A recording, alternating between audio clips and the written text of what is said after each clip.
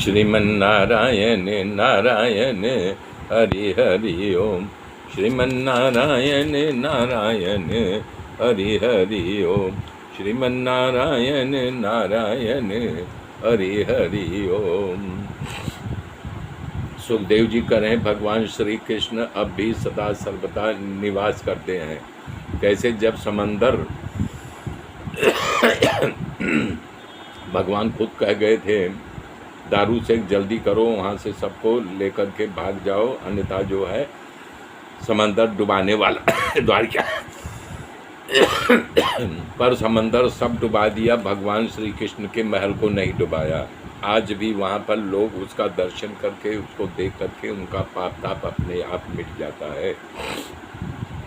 सब मंगलों का मंगल जो उनका तीर्थ धाम है कि वहाँ पर खाली दर्शन करने से पाप ताप अपने आप मिट जाते हैं। प्रिय परीक्षित, पिंड दान के बाद अर्जुन ने सबका यथोचित जितने थे मरे हुए थे, कोई पिंड दान करने वाला नहीं था, सबका उन्होंने पिंड दान कराया और सब जो है बूढ़े बच्चे स्त्रियों को लेकर के हस्तिनापुर आए। सबका रहने का खाने के उन्होंने व्यवस्था किया और इसकी जानकारी युधिष्ठिर आदि अपने भाइयों को अर्जुन ने दिया कि ऐसा ऐसा यादव वंश का विनाश हो गया है, संहार हो गया है।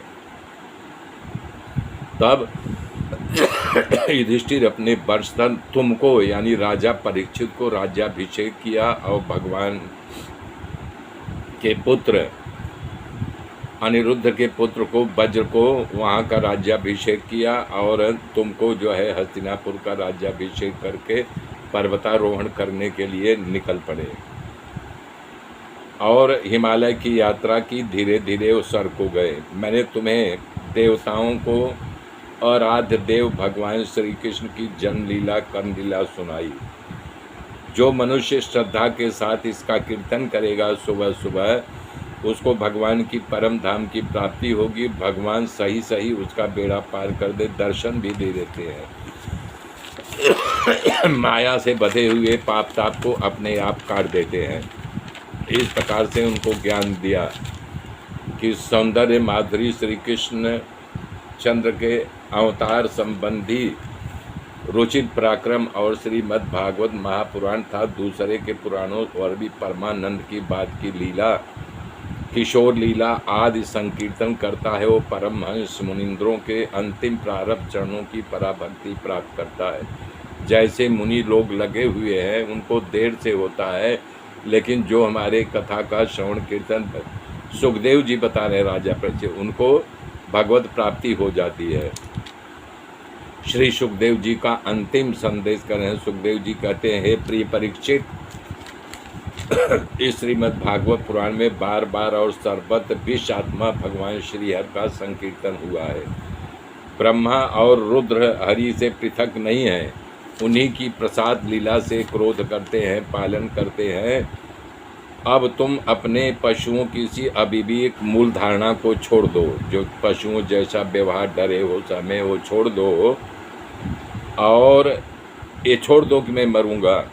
तुम पहले नहीं थे, जन्म से पहले नहीं थे, जन्म के बाद हो न, और जब मर जाओगे फिर भी नहीं रहोगे, नष्ट हो जाएगा शरीर। वैसे तुम पहले नहीं थे, तुम्हारा जन्म हुआ, तुम भी मर जाओगे, तब भी नहीं रहोगे।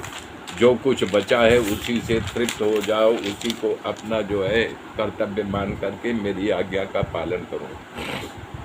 जैसे बीज के अंकुर और अंकुर से बीज उत्पन्न होता है, उसी प्रकार उत्पत्ति होती है। एक देह से दूसरा देह, दूसरे देह से तीसरे देह की उत्पत्ति होती है, किंतु न किसी से तुम उत्पन्न हुए हो, न कभी आगे पुत्र पौत्रादि के शरीर के रूप में उत्पन्न होगे। जैसे आग लकड़ी को जला देती है, लेकिन आग लकड़ी में सर्वथा भिन्न रहती है, जबकि लकड़ी में ही आग रहती है, लेकिन फिर भी उससे भिन्न है। वैसे तुम शरीर आदि में सर्वथा अलग हो, आत्मा शरीर से लेना देना नहीं। स्वप्नावस्था में देखते हो कि मेरा सर काटा जा रहा है, तुम मर गए, तुम्हारे शरीर को जलाया जा रहा है, आदि लोग रुदन कर रहे, लेकिन जब जगते हो तो क्या ये सब भ्रांति तुम्हें रहती है? नहीं रहती है।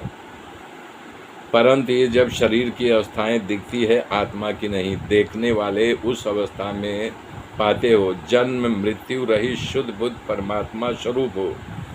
जैसे घड़े में पानी भर दो, आकाश दिखाई देता है,